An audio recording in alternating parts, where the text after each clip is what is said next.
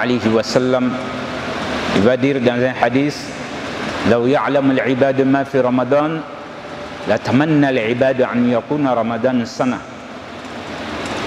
Il dit, si les gens savaient le bonheur que Dieu a réservé pour nous dans ce mois béni de Ramadan, on allait souhaiter, on allait demander à Allah subhanahu wa ta'ala qu'il fasse de toute l'année Ramadan.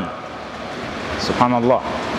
Donc Dieu, il a choisi un seul mois au cours de l'année pour faire de cela le Ramadan.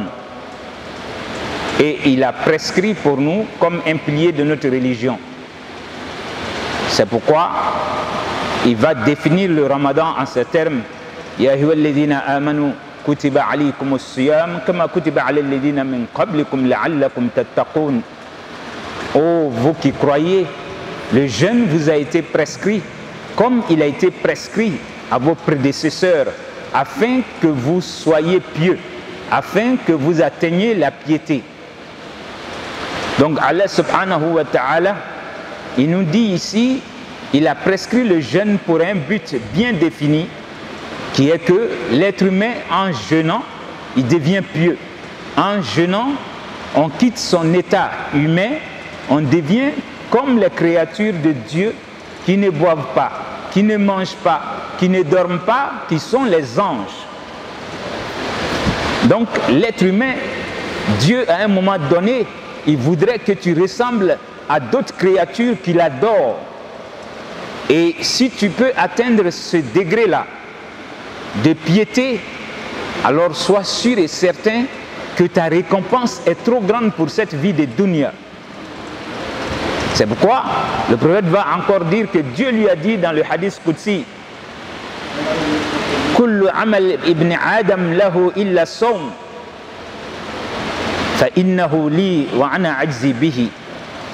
Toutes les œuvres de l'être humain lui sont appropriées, excepté le jeûne. Le jeûne m'appartient.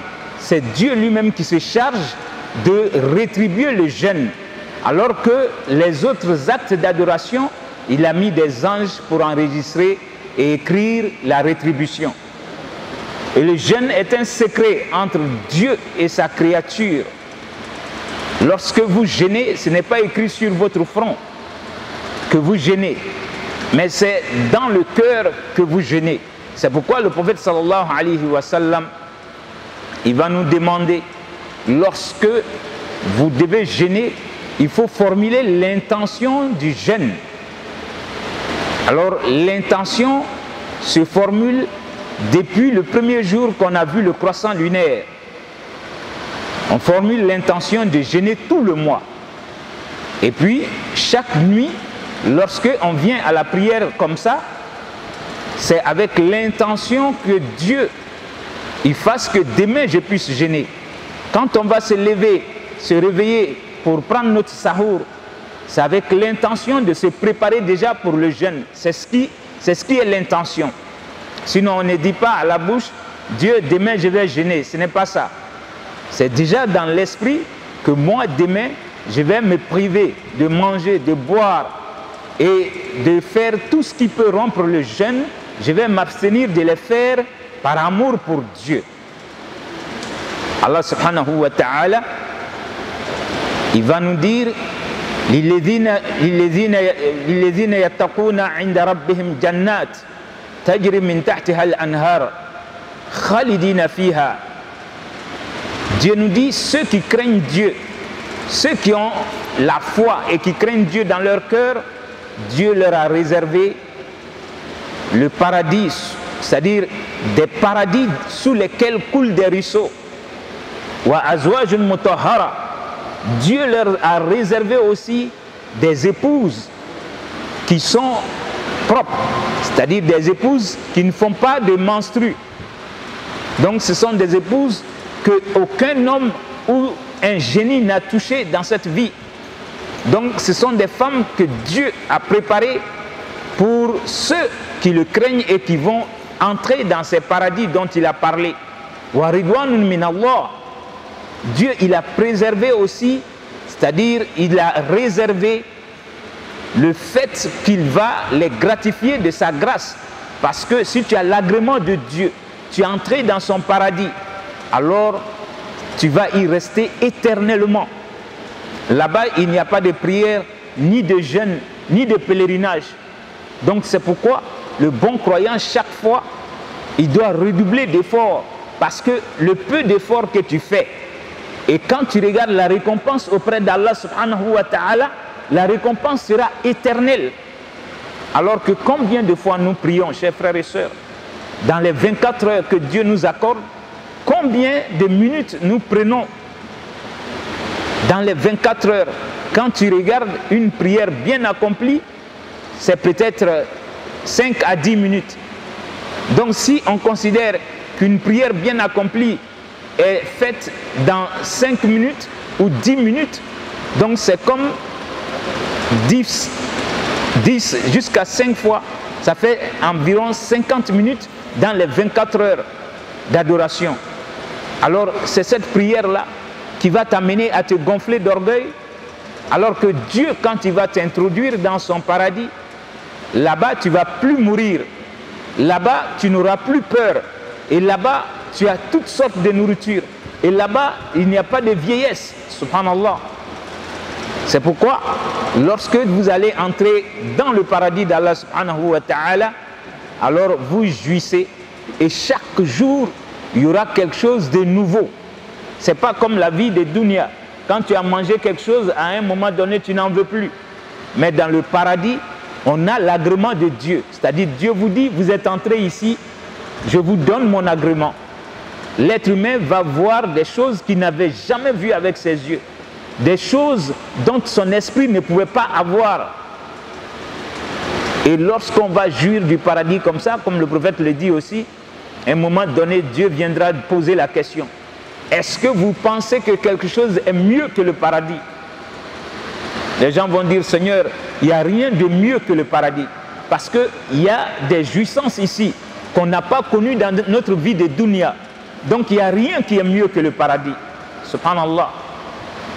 Et c'est en ce moment-là, Dieu va leur dire, j'ai quelque chose qui est mieux que le paradis. Alors, les gens seront émerveillés et surpris.